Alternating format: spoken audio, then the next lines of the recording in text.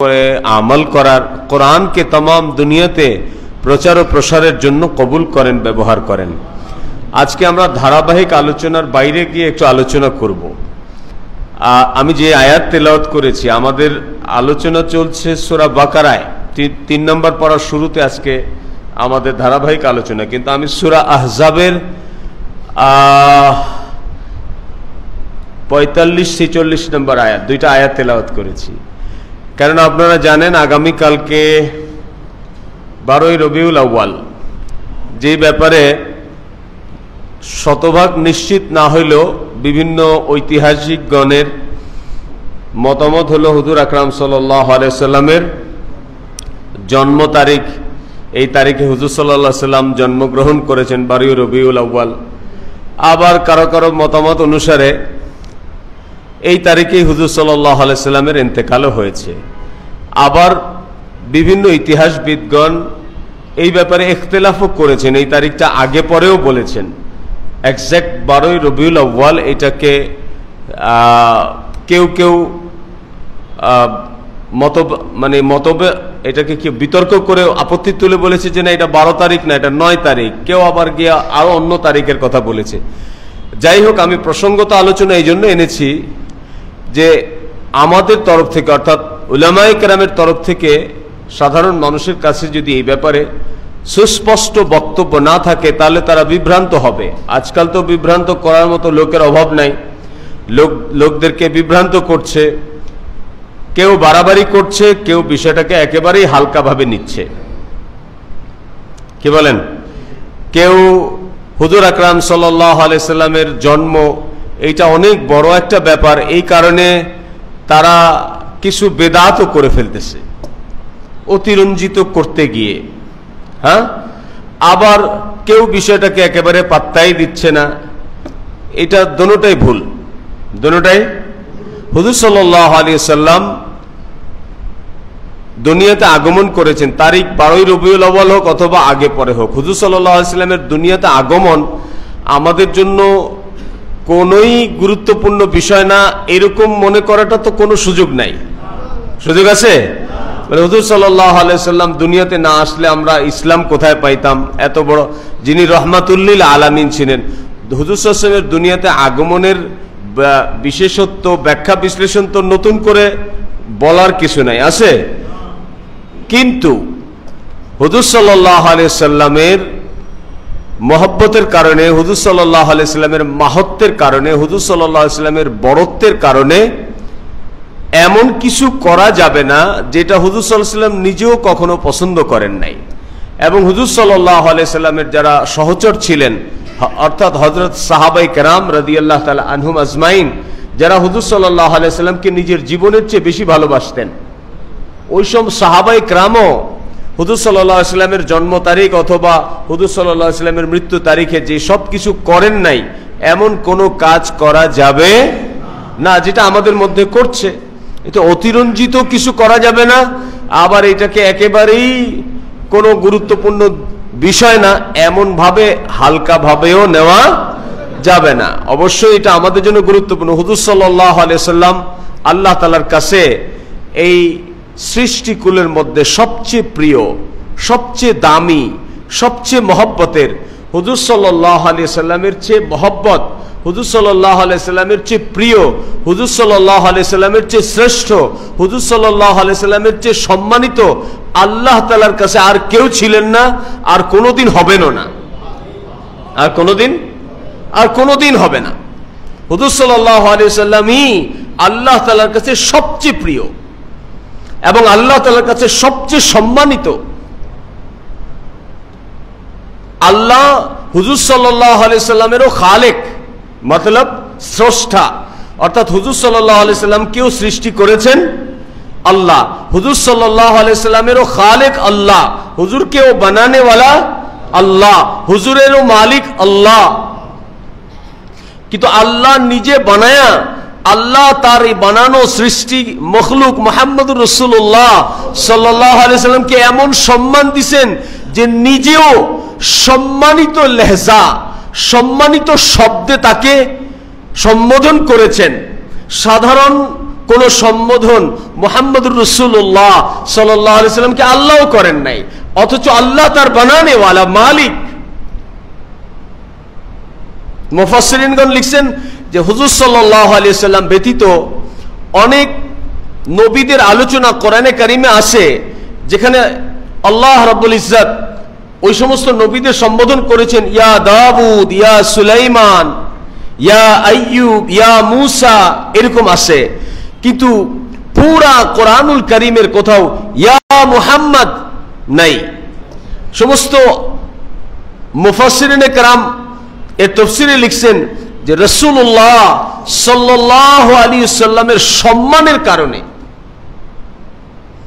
হুজুর সাল্লাল্লাহু আলাইহি ওয়াসাল্লামের ইজ্জতের কারণে, সম্মানের কারণে আল্লাহ তাআলাও তার নবীকে মুহাম্মদুর রাসূলুল্লাহকে ইয়া মুহাম্মদ বলে ডাকেন নাই।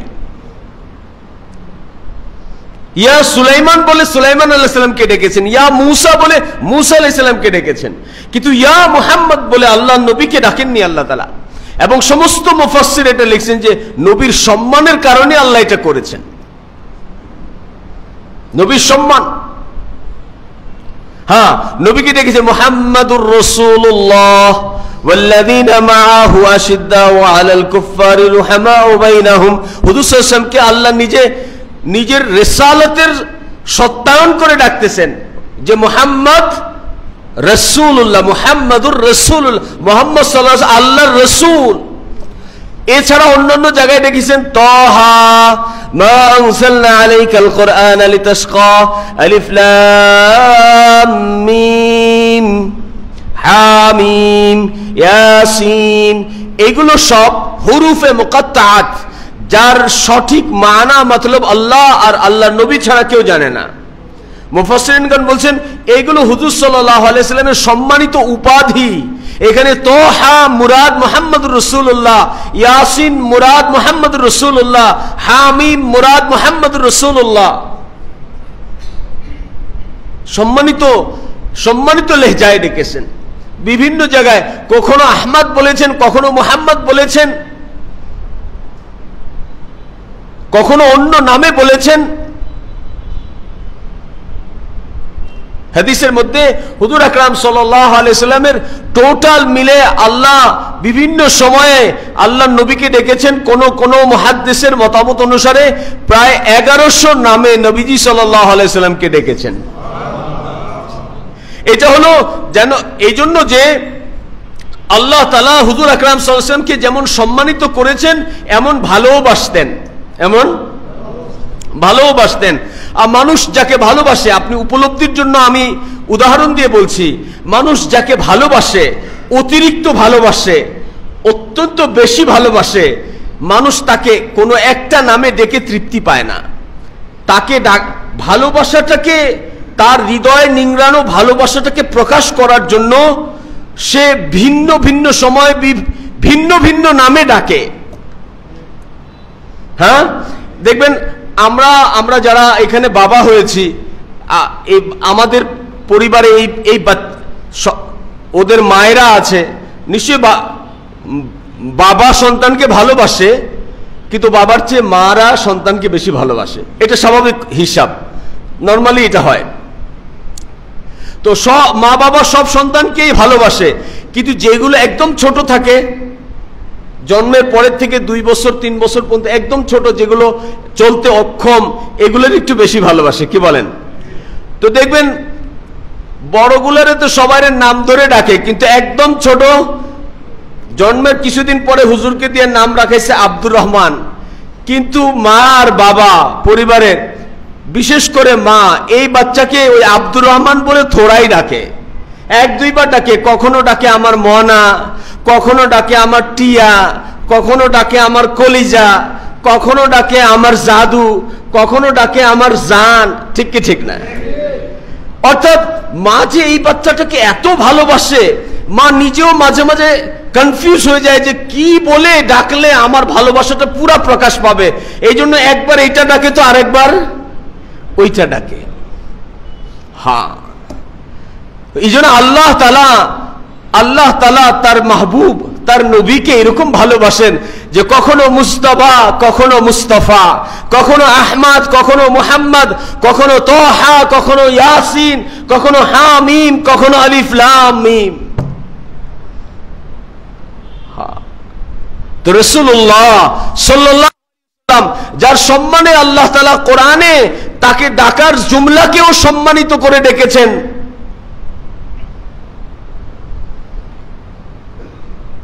হযরত মুসা আলাইহিস সালাতু ওয়াস সালাম, আজকের আলোচনায় মুসা আলাইহিস সালামের নাম আছে যে কালিমুল্লাহ, যিনি আল্লাহ তাআলার সাথে কথা বলতে পারতেন। নবীদের মধ্যে বিশেষ মর্যাদা সম্পন্ন নবী ছিলেন হযরত মুসা আলাইহিস সালাতু ওয়াস সালাম। আল্লাহর সাথে কথা বলার জন্য আল্লাহ তাআলা মুসা আলাইহিস সালামকে দাওয়াত করলেন পাহাড়ে, কোহে তুর পর্বতে। তো সেখানে একটা নির্দিষ্ট জায়গায় মুসা আলাইহিস সালাম আল্লাহর সাথে কথা বলার জন্য যাবেন। তো সেখানে যখন মুসা আলাইহিস সালাম ওই পাহাড়ে অবতরণ করার ইচ্ছা প্রকাশ করলেন, তো আল্লাহ তাআলার তরফ থেকে মুসা আলাইহিস সালামকে ফেরেশতা এই কথা বললেন যে তুমি এই পাহাড়ে জুতা খুলে অবতরণ করো, কারণ এই পবিত্র ভূমি, এখানে গিয়ে তুমি আল্লাহ তাআলার সাথে কথা বলবে, আল্লাহ তাআলার সাথে কথা বলবে। তো আদবের জন্য ওই পাহাড়ে যাওয়ার জন্য, কোহে তুরে যাওয়ার জন্য ফেরেশতা মুসা আলাইহিস সালামকে সতর্ক করতেছে যে তুমি জুতা খুলে আসো।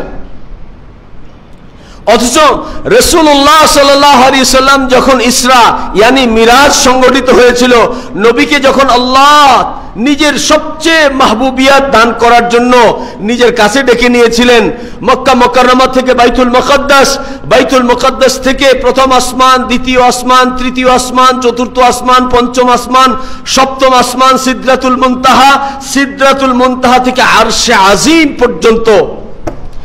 তো আরশে আজিমে রফরফে যখন পৌঁছেছেন, তো মুসা আলাইহিস সালামকে যে ফেরেশতা বলছিলেন জুতা খুলে আসো, হুজুর আকরাম সাল্লাল্লাহু আলাইহি সাল্লাম আরশে আজিমে কদম রাখার আগে নিজের জুতা খুলে ফেলেছেন, কিংবা আল্লাহ পাকের আরশে আজিমে কদম রাখবেন। তো আরশ কাঁপতে শুরু করেছে, আরশ কাঁপতেছে। তো হুজুর আকরাম সাল্লাল্লাহু আলাইহি ওয়াসাল্লাম জিজ্ঞেস, আল্লাহ এই আরশের কি হলো? বলে, এই আমার হাবিব, যেদিন আমি আরশকে সৃষ্টি করেছিলাম সেদিন তাকে সুসংবাদ দিয়েছিলাম যে একদিন তুমি সম্মানিত হবে আমার হাবিবের কদমের ধুলায়, আর সেই জন্ম থেকে সে আপনার পায়ের ধুলার অপেক্ষায় আছে। আর আপনি এখন জুতা খুলেছেন, এই জন্য সে কাঁপতেছে। আপনি জুতা সহ আসেন, যে হাবিবের পায়ের ধুলায় আল্লাহ পাকের আরশ নিজেকে সম্মানিত ভাবে। ওই হাবিবের জন্ম আমাদের কাছে এটা কোনোই গুরুত্বপূর্ণ বিষয় হবে না, এটা তো হইতেই পারে না, এটা তো হইতেই পারে না। আমরা দাঁড়ায় মিলাদ পড়ি না, নবীকে হাজির নাজির জানি না, এই কারণে যারা আমাদের কাছে আমাদের নামে বদনাম করে যে হুজুর সাল্লাল্লাহু আলাইহি সাল্লামের সম্মান আর মর্যাদা আমরা জানি না, তাদের জন্য এই কথাগুলো বললাম। তারা না জেনে বলেছে। হুজুর সাল্লাল্লাহু আলাইহি সাল্লামের ভীষণ সম্মান আর মর্যাদা আমরা আমাদের বুকে লালন করি, কিন্তু হুজুর সাল্লাল্লাহু আলাইহি সাল্লাম নিজেও যেটা পছন্দ করেননি, হুজুর সাল্লাল্লাহু আলাইহি ওয়াসাল্লামের সাহাবায়ে কেরাম যেটা পছন্দ করেননি, এবং যেটার কোনো কোরআন হাদিসের কিতাবে ইজমা কিয়াসের কোনো দলিলের দ্বারা প্রমাণিত না, এমন কোনো আমাল করে হুজুর সাল্লাল্লাহু আলাইহি ওয়াসাল্লামের ভালোবাসা প্রকাশ করাটা নিছক জাহালাত ব্যতীত কিছু নয়। ঠিক কি ঠিক না? এই জন্য আমাদেরকে ব্যালেন্স করতে হবে। হুজুর সাল্লাল্লাহু আলাইহি ওয়াসাল্লামকে আমরা প্রচন্ড ভালোবাসি, কিন্তু ভালোবাসা প্রকাশের মাধ্যমটা যেন হুজুর সাল্লাল্লাহু আলাইহি ওয়াসাল্লামের তরিকার খেলাফ না চলে যায়, হুজুর সাল্লাল্লাহু আলাইহি সাল্লামের সুন্নতের খেলাফ চলে না যায়। আমাদের অন্তরে হুজুর সাল্লাল্লাহু আলাইহি সাল্লামের মহব্বত ভরা হওয়া চাই, ঠাসা হওয়া চাই। আমাদের বাচ্চাদের অন্তরে তো এখন মোবাইলের মহব্বত, দুনিয়ার মহব্বত, মালের মহব্বত, বাচ্চাদের অন্তরে আইফোনের মহব্বত, R15 এর মহব্বত, নবীর মহব্বত নাই। কিউ আমরা তাদের সামনে নবীর মহব্বত, নবীর মাহাত্ম্য, নবীর বুজুর্গি, নবীর জিন্দেগি, নবীর হায়াত, নবীর ইজ্জত, এগুলো আমরা তাদের সামনে কখনো আলোচনাই করি নাই। কি বলেন? এই যে আমরা আজকে হুজুর সাল্লাল্লাহু আলাইহি ওয়াসাল্লাম সম্পর্কে যেগুলো শুনলাম, এগুলো যদি প্রতি ছোটবেলা থেকে আমাদের ঘরে আমরা আমাদের বাচ্চাদেরকে শোনাইতাম, তাহলে আমাদের বাচ্চাদের অন্তরে নবীর মহব্বত তৈরি হইতো। ঠিক কি ঠিক না? খানা খাওয়ার সময় এই বাচ্চা তালাশ করতো নবীর সুন্নত কি, পোশাক পরিধান করার সময় এই বাচ্চা তালাশ করতো নবীর সুন্নত কি। হ্যাঁ, আমরা ঘর বানানোর সময় তালাশ করতাম ঘর বানানোর ক্ষেত্রে নবীর সুন্নত কি।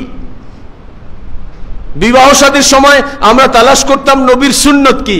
কিন্তু যেহেতু নবীর মহব্বত, নবীর ভালোবাসা, জি, নবীর সম্মান, নবীর আহমিয়াত আমাদের অন্তরে নাই, এই জন্য দুনিয়ার সব কামে আমরা মন মতলবি করি। আমাদের মনে যেটা ভালো লাগে, আমাদের মনে যেটা পছন্দ করে, আমাদের নফস এর খাহেসাত যেদিকে চলে আমরাও সেদিকে চলি।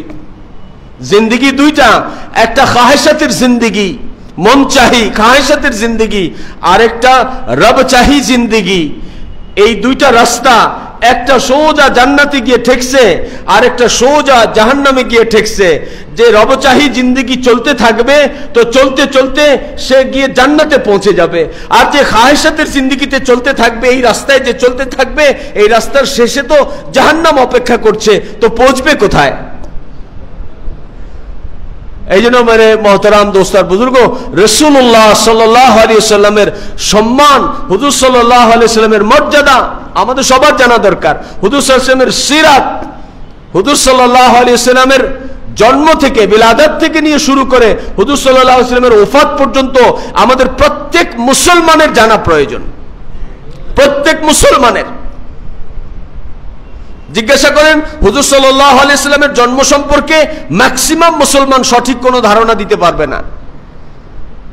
সঠিক কোনো ধারণা দিতে পারবে না। তারিখ বলতে পারবে না। হুজুর সাল্লাল্লাহু আলাইহি ওয়াসাল্লামের জন্ম ঈসাই সন, ইংরেজি সন কত, এটা বলতে পারবে না কত সালে। হুজুর সাল্লাল্লাহু আলাইহি ওয়াসাল্লামের পুরা জিন্দেগির এক এক মুহূর্ত যা কিতাবে লেখা আছে আমাদের প্রত্যেক মুসলমানের জানা প্রয়োজন। হুজুর সাল্লাল্লাহু আলাইহি ওয়াসাল্লামের পুরা জিন্দেগি, হুজুর সাল্লাল্লাহু আলাইহি ওয়াসাল্লামের রেহেন সেহেন সবকিছু আমাদেরকে জানতে হবে। কিউকি হুজুর আকরাম সাল্লাল্লাহু আলাইহি ওয়াসাল্লাম তো দুনিয়াতে আসছিলেনই আমাদের জন্য। হুজুর সাল্লাল্লাহু আলাইহি ওয়াসাল্লামের দুনিয়াতে আগমনের আর কোনো কারণ ছিল? উম্মতের হিদায়াত, উম্মতের খায়ের খা বনে আসছিলেন, রাহমাতুল লিল আলামিন বনে আসছিলেন, যিনি আমাদের জন্য রহমত স্বরূপ আসছেন, আমাদের জন্য রহমত স্বরূপ আসছেন। আল্লাহ তাআলার তরফ থেকে আরো অনেক নবীরা দুনিয়াতে আসছেন, কিন্তু অন্যান্য নবীদের জামানায় শরীয়ত এত সহজ ছিল না। এখন আমাদের জন্য যত সহজ, এত সহজ ছিল না। বনি ইসরাইলের নবীদের জামানায় শরীয়ত আরো কঠোর ছিল। কারো কারো কারো শরীরের কাপড়ে যদি নাপাকি লেগে যেত তো সেটা পাক করতে হইতো, শরীরের কাপড়ের ওই অংশটা আগুনে জ্বালায় দিতে হইতো, তাইলে ওইটা পাক হইতো। তো সহজ না কঠিন? কিন্তু আমাদের নবী আমাদের জন্য যে ইসলাম, যে জিন্দেগি নিয়ে আসছে, সেখানে আগুনে পুড়তে হয়? বলে না, ওই জায়গাটা বিসমিল্লাহ বলে 3 বার ধুয়ে দিলে পাক হয়ে গেল। সহজ না কঠিন? সহজ। এটা মুহাম্মদুর রাসূলুল্লাহর উসিলায় আমাদেরকে আল্লাহ এই সহজ দিন দান করেছেন, এই নবীর উসিলায়। হ্যাঁ, আগের জামানায় লোকেরা কোরবানি করলে কোরবানির পশু পাহাড়ের চূড়ায় রেখে আসতে হতো, আসমান থেকে একটা আগুন এসে ওটা জ্বালায় দিত, তাহলে বোঝা যেত কোরবানি কবুল হয়েছে। কিন্তু ওই কোরবানির পশু খাওয়া যেত না। কিন্তু হুজুর সাল্লাল্লাহু আলাইহি ওয়াসাল্লামের বরকতে আমাদেরকে আল্লাহ তাআলা আমাদের সদকার গোশত আমাদের জন্য হালাল করে দিয়েছেন। ঠিক কি ঠিক না? আমরা যে কোরবানি দেই, আমাদের কোরবানির গোশত আমরা খাই কি খাই না? কোরবানি তো মূলত আল্লাহর নামে একটা সদকা। কি বলেন? আমরা আল্লাহর নামে এই পশু জবাই করতেছি সাদাকা হিসেবে, অথচ এই পশুর গোশতই আল্লাহ আমাদেরকে হালাল করে দিয়েছেন। কেউ আমরা মুহাম্মদুর রাসূলুল্লাহ সাল্লাল্লাহু আলাইহি ওয়াসাল্লামের উম্মত। সব জায়গাতে মুহাম্মদুর রাসূলুল্লাহ সাল্লাল্লাহু আলাইহি ওয়াসাল্লামের উম্মতকে বিশেষ বিশেষ ফজিলত, সব জায়গাতে, সব জায়গাতে। কিন্তু আমাদের এখনো পর্যন্ত আমাদের অবস্থা হলো যে আমরা আমাদের জীবনের কোন জায়গাতে হুজুর সাল্লাল্লাহু আলাইহি ওয়াসাল্লামের সুন্নত আমাদের কাছে ভালো লাগে না। আমাদের খ্রিস্টানের মতো খাইতে ভালো লাগে, হিন্দুদের মতো বিবাহ শাদী করতে ভালো লাগে, ইহুদিদের মতো সমাজ সংসার চালাইতে ভালো লাগে। এখনো পর্যন্ত আমাদের মধ্যে হিন্দুয়ানা কৃষ্টি কালচার দিয়ে ভরা। এখনো পর্যন্ত আমরা মুহাম্মদুর রাসূলুল্লাহ সাল্লাল্লাহু আলাইহি ওয়াসাল্লামের সুন্নত ও শরীয়ত মোতাবেক আমরা আমাদের ব্যক্তি জীবন, আমাদের পারিবারিক জীবন, আমাদের সামাজিক জীবন, আমাদের রাষ্ট্রীয় জীবন, আমাদের আন্তর্জাতিক জীবন কোন জায়গাতে আমরা রাসূলুল্লাহ সাল্লাল্লাহু আলাইহি সাল্লামের সুন্নতকে অগ্রাধিকার না দিয়ে এখানে আমরা আধুনিক এবং পাশ্চাত্যের সভ্যতা, যেগুলো মূলত ও সভ্যতার দ্বারা সৃষ্টি, সেগুলোর দিকে আমরা বেশি ঝুঁকে আছি। মুহাম্মদ রাসূলুল্লাহ সাল্লাল্লাহু আলাইহি ওয়াসাল্লামের সুন্নত থেকে আমরা মুখ ফিরিয়ে আছি।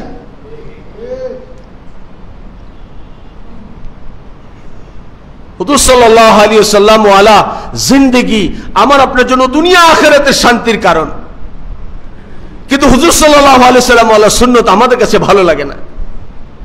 হুজুর সাল্লাল্লাহু আলাইহি ওয়াসাল্লামের সুন্নত মোতাবেক খাইতে ভালো লাগে না, ঘুমাইতে ভালো লাগে না, কোনো কাজ করতে ভালো লাগে না। অথচ মুহতারাম দোস্তার বুজুর্গ বলেন যে রাসূলুল্লাহ সাল্লাল্লাহু আলাইহি ওয়াসাল্লামের উম্মত হওয়ার কারণে শুধু দুনিয়া নয়, আখিরাতের জিন্দেগিতেও আল্লাহ আমাদেরকে বিশেষ ফ্যাসিলিটিস দিবেন।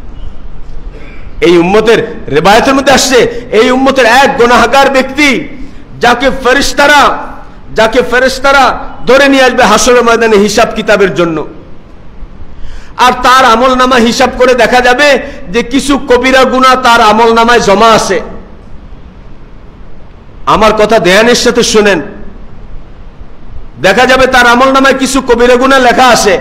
তো যেই পরিমাণ গুনাহ লেখা আছে ওই পরিমাণ শাস্তি ভোগ করার পরে তাকে জাহান্নাম থেকে মুক্তি দেওয়া হবে, কিন্তু ওই গুনার শাস্তি ভোগানোর জন্য এতদিনের জন্য তাকে জাহান্নামে নিক্ষেপ করা হোক, আল্লাহ তাআলার তরফ থেকে এই হুকুম দেওয়া হবে।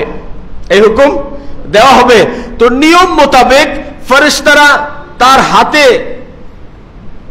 হাতে জাহান্নামের শিকল পরাইতে চাইবে। দুনিয়াতেও কোনো কয়েদিকে অ্যারেস্ট করলে প্রথমে কি করে? হ্যান্ডকাফ পরায় দেয় না, শিকল। তো এই ফেরেশতারা তার হাতে শিকল দিয়া জাহান্নামের শিকল পরাইতে চাইবে। আল্লাহ তাদেরকে থামায় দিয়ে বলবে, এই ফেরেশতা, তার অপরাধের কারণে সে শাস্তি পাবে সত্য, কিন্তু এই লোকটা আমার হাবিবের উম্মত, আমার হাবিবের সম্মানের কারণে অন্তত তাকে শিকল দিয়ে বাইধো না। ও মুসলমান, নবীর তরিকা তোমার ভাল লাগে না? কিয়ামতের ময়দানে মুহাম্মদুর রাসূলুল্লাহ সম্মানের কারণে এক অপরাধ শিকল দিয়ে বাঁধা হবে না। ফেরেশতা তারে ধরে জাহান্নামের দিকে নিয়ে যাবে। জাহান্নামের ফেরেশতা দারওয়ান মালিক ফেরেশতা বলবে, এই মিয়া কারে নিয়ে আসছো? কয়েদি হইলে তো শিকলে বাঁধা থাকতো, কারে নিয়ে আসছো?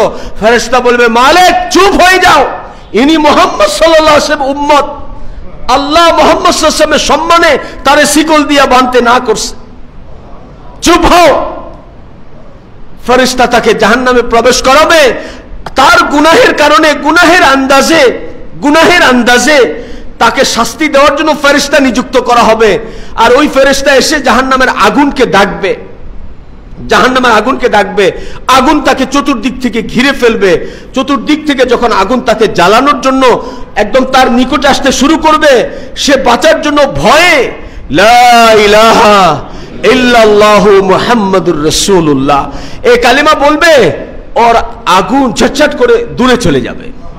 ফেরেশতা তাজ্জুব হবে, আরে ফেরেশতা আবার হুকুম করবে, এই আগুন তোমার কি হলো? আবার তারে জ্বালাও। আরে আল্লাহ আমাকে তার শাস্তির জন্য নিযুক্ত করেছে, আগুন তোমার কি হলো? আগুন আবার আসবে, সে বাঁচার জন্য আবার কালেমা পড়বে, আবার আগুন চলে যাবে। একবার, দুইবার, তিনবার। ফেরেশতা যখন গুসসা হবে তো আল্লাহ তাআলার হুকুমে আগুনের জবাব খুলে যাবে। যাই ফেরেশতা শোনো, যার কালিমার সাথে লা মুহাম্মাদুর রাসূলুল্লাহর নাম সম্মিলিত যার কাছে কালিমা আছে, ওই ব্যক্তিকে জ্বালানোর ক্ষমতা আমার নাই। ফেরেশতা বলবে, ঠিক আছে, এইবার জ্বালাও, এইবার পারবে। তো যখন সে চতুর্দিক থেকে তাকে আবার আগুন জ্বালানোর কোশিশ করবে, চতুর্থ মর্তবা সে বাঁচার জন্য জবান খুলবে, আর এই ফেরেশতা পাশের থেকে তার জিহ্বাতে প্যারাক মেরে দিবে। ইন্না লিল্লাহ। और সে কালিমা পড়তে পারবে না। এবার আগুন তার শরীরের মধ্যে জ্বালাইতে শুরু করবে, আর ফেরেশতা পাশের থেকে আফসোস করে বলবে, ওহো বদনসিব, তুমি মুহাম্মদুর রাসূলুল্লাহর উম্মত ছিলা, লা ইলাহা ইল্লাল্লাহু মুহাম্মদুর রাসূলুল্লাহ এই কালিমা তোমার নসিব হয়েছিল। কাশ, আফসোস যদি তুমি দুনিয়াতে মুহাম্মদুর রাসূলুল্লাহর তরিকায় তোমার জীবন যাপন করতা। তো খোদার কসম, যিনি এই জাহান্নামের মালিক, বলে এমন ব্যক্তি যে মুহাম্মদ রাসূলুল্লাহর সুন্নত তরিকায় তার জীবন যাপন করছে, এমন ব্যক্তিকে জ্বলন্ত জাহান্নামে ফেলে দিলে জাহান্নামের সমস্ত আগুন ঠান্ডা হয়ে যাবে। আজ যদি তুমি তোমার দুনিয়ার জীবনে মুহাম্মদ রাসূলুল্লাহর সুন্নত মোতাবেক জিন্দেগি যাপন করতে, তাহলে আজকে তোমাকে এই শাস্তি পেতে হতো না। তোমার জন্য আফসোস যে তুমি মুহাম্মদ রাসূলুল্লাহর উম্মত হওয়া সত্ত্বেও আজকে তোমাকে আগুনে জ্বালানো হচ্ছে। আফসোস তোমার জন্য। আজ মেরে মোহতারাম দোস্তার বুজুর্গ, আজ আমাদের এখনো পর্যন্ত যে সমস্ত লোকে আমাদের রুচি এত বিকৃত হয়ে গেছে, জামানার কারণে হোক আর মানে কি বলবো, হারাম মালের কারণে হোক, গুনাহের কারণে, যে কোনো কারণে হোক, আজ আমাদের নওজওয়ানরা, আমাদের যুবকেরা, তারা নিজেদের হেয়ার কাটিং করে বেশ্যা পতিতা, যারা পয়সার বিনিময়ে শরীর বেচে বেচে খায়, তাদের মতো করে চুলের কাটিং করে। আমাদের মেয়েরা জামা বানায় তাদের মতো করে। আমাদের পরিবারের লোকেরা ঘরের ফার্নিচার বানায় ইহুদ নাসারা হিন্দুদের মতো করে। খানা খায় ইহুদ নাসারার তরিকায়, ছেলে মেয়ে বিবাহ দেয় করায় ইহুদ নাসারার তরিকায়, কামাই ইহুদ নাসারার তরিকায়, খরচ ইহুদ নাসারার তরিকায়। পুরা জিন্দেগি কাফের, ইহুদি নাসারা খ্রিস্টানের তরিকা।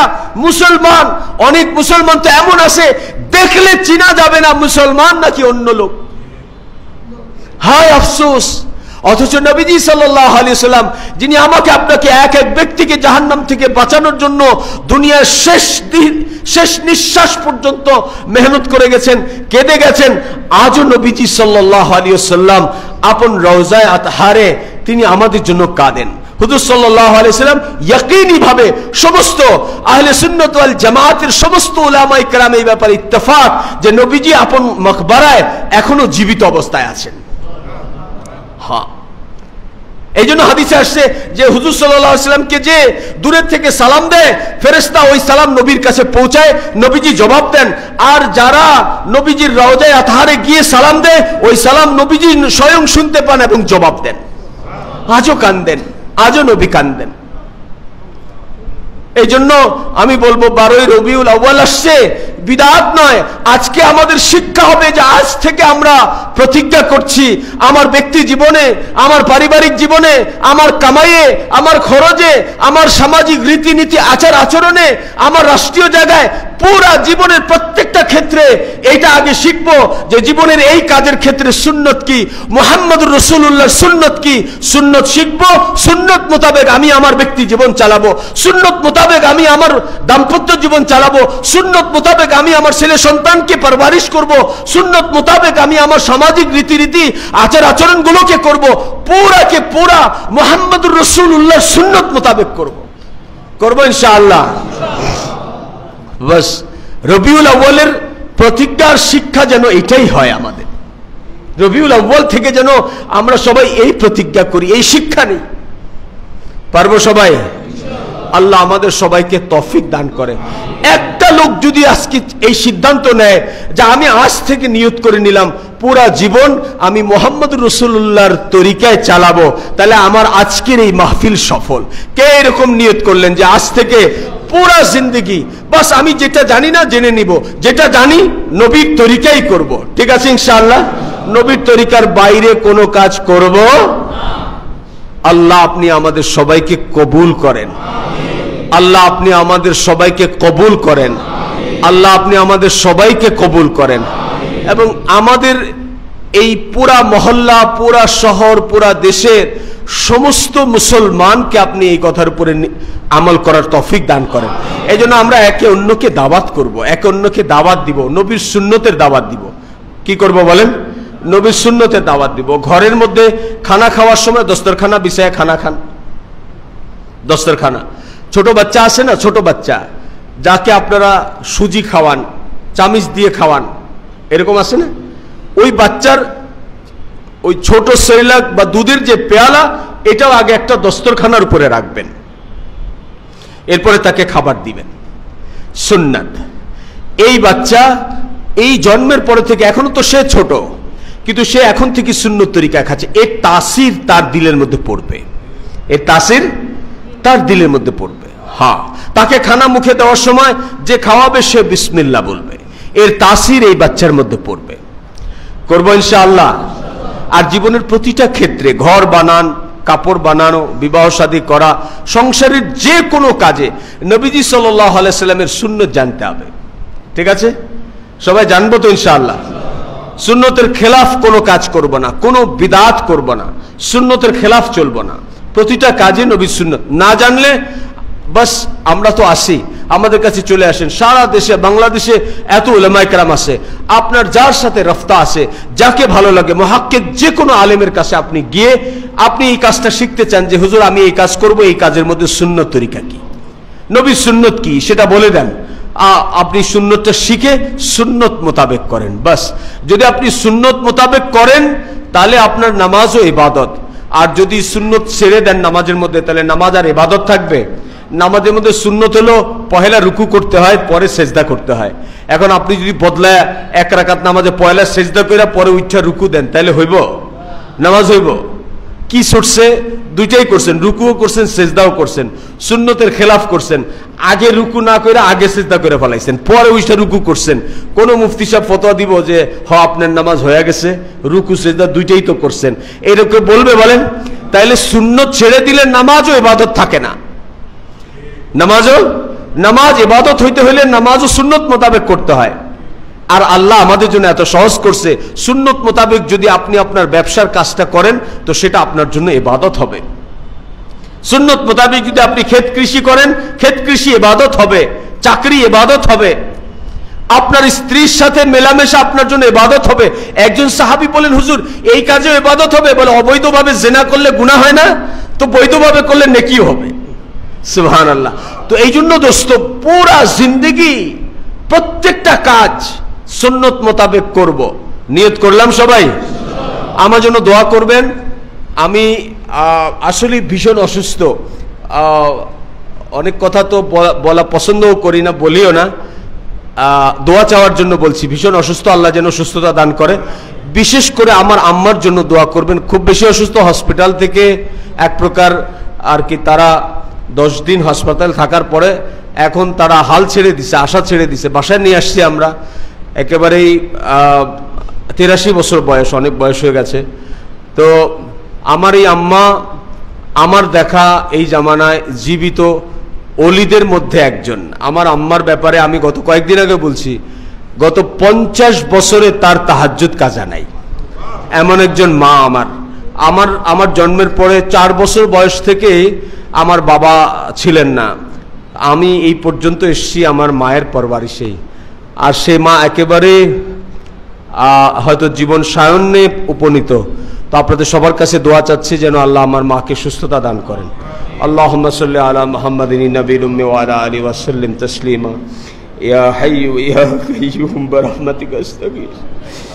রব্বানা যালামনা আনফুসানা ওয়া ইন লাম তাগফির লানা ওয়া তারহামনা লানাকুনান্না মিনাল খাসিরিন। ربنا يا ربنا ربنا كما ربياني صغيرا ربنا كما ربياني صغيرا ربنا كما ربياني صغيرا। আল্লাহ আপনি আমাদের জিন্দেগির तमाम গুনাহ খাতা মাফ করে দেন। আল্লাহ আল্লাহ আপনি আমাদের জিন্দেগির तमाम গুনাহ খাতা মাফ করে দেন। আল্লাহ আমাদের আব্বা আম্মার গুনাহ মাফ করে দেন, तमाम দুনিয়ার মুসলমানের গুনাহ মাফ করে দেন। আল্লাহ আমাদের অন্তরে কোরআনের মহব্বত বাড়ায় দেন, কোরআন শিখার তৌফিক দান করেন, কোরআন মোতাবেক আমল করার তৌফিক দান করেন। আল্লাহ কোরআনকে পুরো দুনিয়াতে প্রতিষ্ঠিত করার জন্য আপনি আমাদেরকে ব্যবহার করেন। আল্লাহ আপনি আমাদেরকে কোরআনের খাদিম হিসেবে কবুল করেন। আল্লাহ সুস্থতার সাথে আল্লাহ কোরআনের খেদমত করতে করতে পুরা জিন্দেগি পুরা করতে পারি তৌফিক দান করেন। আল্লাহ বিশেষ করে আমার আম্মা জানকে আপনি মাফ করে দেন। আল্লাহ আপনি মাফ করে দেন, আল্লাহ আপনি মাফ করে দেন। আল্লাহ অনেক ছোট বয়সেই তো বাবা হারাইছি, আল্লাহ মায়ের আর একটু লম্বা করে দেন। আল্লাহ সুস্থতার সাথে আমার মাকে আপনি আরো লম্বা হায়াত দিয়ে দেন। আল্লাহ আপনি শেফা দান করেন, আল্লাহ আপনি শেফায়ে কামিলা আজিলা নসিব করেন, আল্লাহ আপনি শেফা দিয়ে দেন। আল্লাহ আল্লাহ আপনি